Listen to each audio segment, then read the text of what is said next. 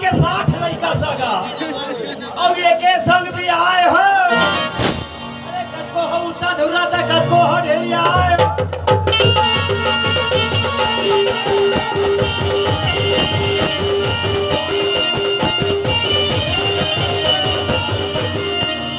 और एक दो बीड़ी और तीन बीड़ी हो जाए।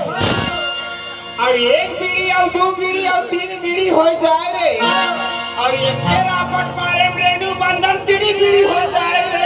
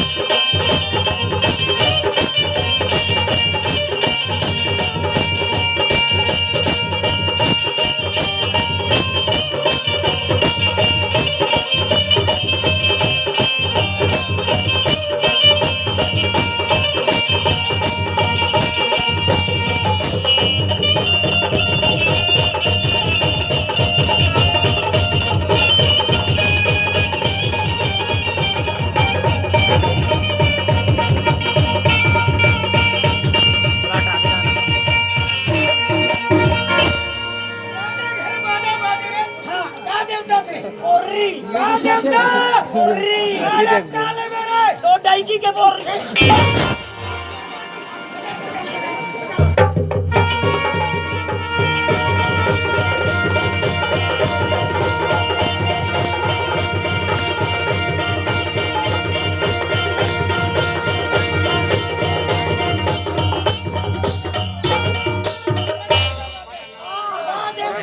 हाँ कई नौकरी दरी